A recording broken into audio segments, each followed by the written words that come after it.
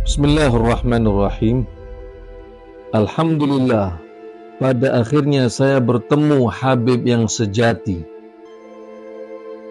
Salah satu cara untuk memanipulasi masyarakat dan membuat public opinion yaitu dengan menyebarkan berita bohong dan palsu.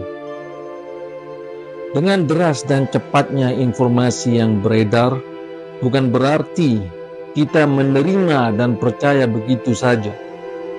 Tapi sebaliknya, kita harus lebih berhati-hati dan cermat untuk menyaring informasi tersebut, khususnya dari media sosial. Surat Al-Furqan ayat 73 merupakan konsep yang mengajarkan kita untuk tidak hanya menerima, namun berfikir dan merenungkan bahkan terhadap ayat-ayat suci Al-Quran.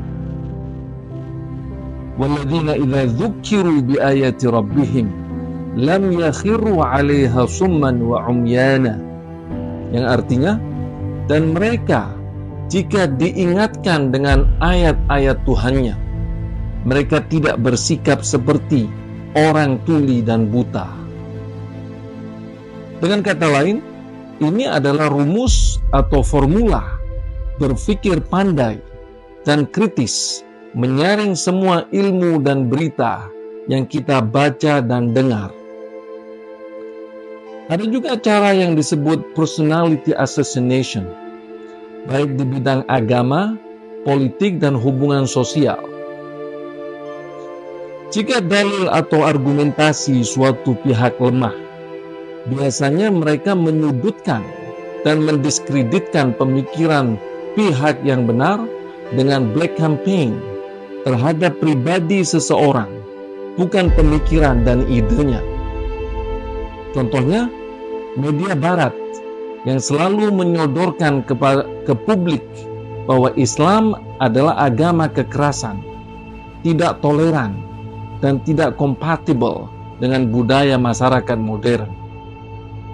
Sementara pada dasarnya Islam yang rahmatan lil alamin, yang manusiawi dan bijaksana, mereka sengaja bendung dan tutupinya. Motifnya jelas, untuk menghalangi cahaya kebenaran tersebar dan diketahui oleh masyarakatnya.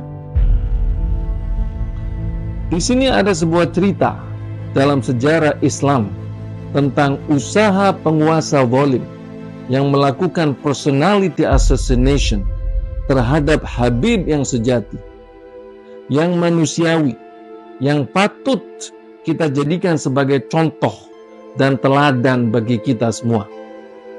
Namun usaha itu gagal, ayuhal ikhwah. Pada zaman itu, ibu kota Islam berbasis di Damaskus, Syria.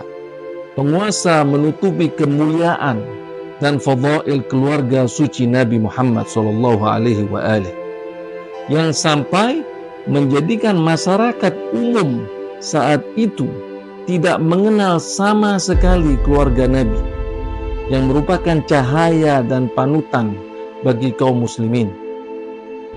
Singkat kata, ketika penguasa Hisham bin Abdul Malik al-Umawi melakukan haji, dia dikawal oleh pasukan khususnya yang luar biasa. Namun, meskipun begitu, dia terhalang untuk sampai ke Hajar Aswad. Karena berjubelnya manusia mengelilingi Ka'bah. Kemudian pengawalnya membuatkan tenda khusus supaya dia duduk berteduh dan menunggu. Sementara dia duduk melihat para hujjaj memutari Ka'bah, tiba-tiba semua manusia yang begitu banyak secara serempak langsung bergerak tanpa ada yang menyuruh, menyisihkan jalan dan ruang untuk Al-Habib yang sejati ini, yang mukanya indah dan baunya semerbak harum dan wangi, langsung menuju ke Hajar Aswad tersebut. Fenomena itu mengejutkan para pengawal dan rombongan Ahlus Syam, Syria. dan membuat Hisham bin Abdul Malik malu dan marah. Manusia yang begitu banyak tidak menghormati dia meskipun statusnya sebagai penguasa dan tanda kutip Amirul Mukminin. Lalu salah satu mereka bertanya dengan rasa heran dan takjub, "Man hadha?" Siapakah orang ini? Hisham bin Abdul Malik al-Umawi karena takut ahlu Syam mengetahui pribadi dan kedudukan Al-Habib yang sejati menjawab, "La a'rifuh." Saya tidak mengenalnya. Tapi usaha personality assassination itu gagal, ayuhal ikhwah. Dan yang aneh lagi, penyair Umawi yang kondang, Hammam bin Ghalib, yang dikenal dengan julukan Al-Farasdak, ada pada saat itu. Secara spontan, Farasdak menangkis kesombongan Hisham bin Abdul Malik. "Ana a'rifuhu." Saya tahu siapa dia. Pantun Farasdak yang disebut Niyat menjadi abadi selamanya sampai sekarang. Di sini saya akan sebutkan sebagian saja petikan dari syair Farasdak yang menjelaskan siapakah Al-Habib sejati ini. Apakah kedudukannya bagi muslimin?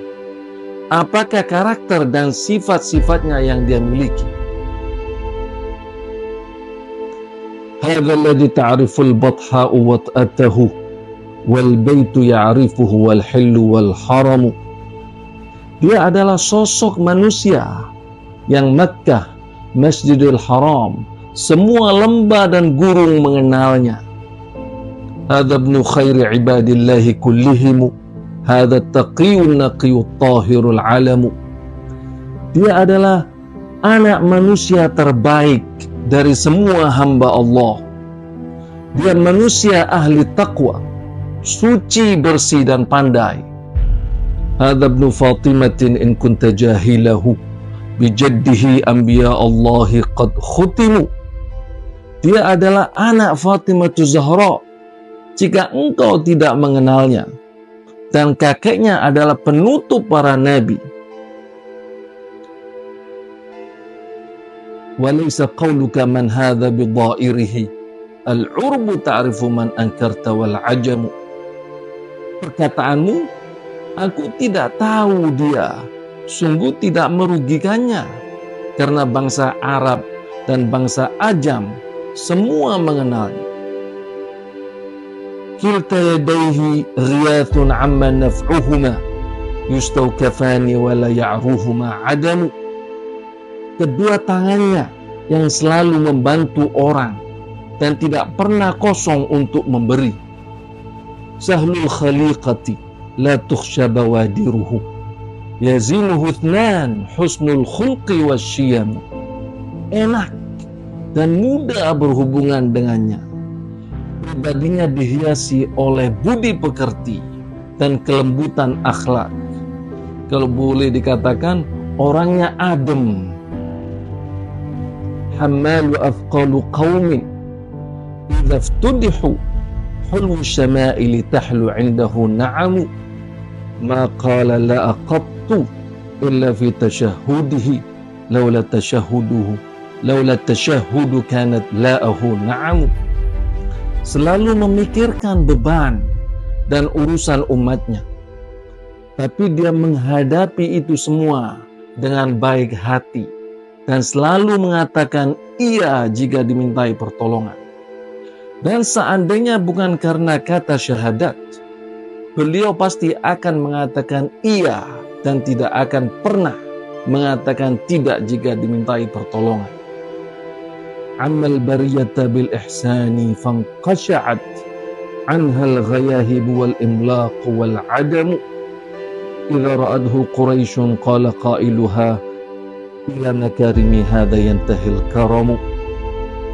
Beliau tidak hanya merasakan kepedihan dan penderitaan manusia, namun selalu andil, membantu dan memenuhi kebutuhan mereka. Sampai-sampai bangsa Quraisy mengatakan tidak ada orang yang lebih murah tangan dan dermawan dari beliau. Yurdi hayaan wa yurda min mahabatihi fama yukallamu illa hina yabtasimu. Beliau menunduk malu karena semua orang menghormatinya, dan pada waktu yang sama semua orang di sekitarnya menundukkan kepalanya karena karismanya dan haibahnya. Namun meskipun begitu, dia selalu tersenyum dulu jika diajak berbicara. Yakadu yumsikuhu irfana rahatihi ruknul hatim idza ma jaa yastalimu. Allahu syarrafahu qidman wa 'azzamahu jara bidzaka lahu fi lawhihil qalam. Karena ketakwaan dan kearifan yang tinggi, sampai-sampai Hajar Aswad yang ingin memeluk dan mencium beliau jika dia datang. Ya salam. Allah telah mengagungkan dan memuliakannya, dan itu telah menjadi catatan pena Tuhan di langit Lauhil Mahfuz. Bin ma'syarin hubbuhumu dinun wa bughduhumu kufrun wa qurbuhumu manjan wa mu'tasimu. Muqaddamun ba'da dzikrillahi dzikruhumu fi kulli bad'in wa makhtumun bihil kalimu. Cinta mereka adalah agama dan benci mereka adalah kekufuran. Dekat kepada mereka merupakan keselamatan dan keamanan. Setelah nama Allah disebut, nama mereka harus menjadi pemula dan penutup dalam segala hal dan acara. Yustadfa'u syarru wal balwa bihubbihimu wa yustarabbu bihil ihsanu wan ni'amu. Keburukan dan musibah bisa tertolak dengan cinta mereka. Kebaikan dan kenikmatan pun bisa bertambah dengan cinta kepada mereka.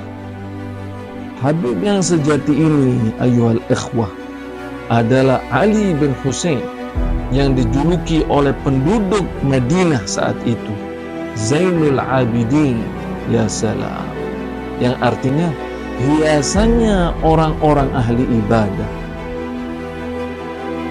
Terserah Anda memanggil beliau Habib, Imam, Waliullah, Syekh, dan lain-lain. It doesn't matter. A rose with another name is sweet as well. Kembang mawar dengan nama apapun tetap wangi. Itulah sedikit cerita singkat Imam Al-Habib Ali Zainul Abidin yang sejati dan manusiawi, yang saya temukan dan saya jadikan sebagai cermin dan idola dalam hidup. Dan alangkah indahnya jika kita bisa meniru, melakukan karakter dan sifat beliau dalam kehidupan kita sehari-hari. Bagaimana pendapat Anda tentang cerita Habib di atas, ayyuhal ikhwah? Apakah ada Habib yang lebih baik dan sempurna dari Zainul Abidin? Yuriduna liyutfi'u nurullahi biafwahihim wallahu mutimmu nurihi walau karihal kafirun. Mereka ingin memadamkan cahaya Allah dengan mulut tipu daya mereka, tetapi Allah justru menyempurnakan cahayanya walaupun orang-orang kafir membencinya. Thank you very much.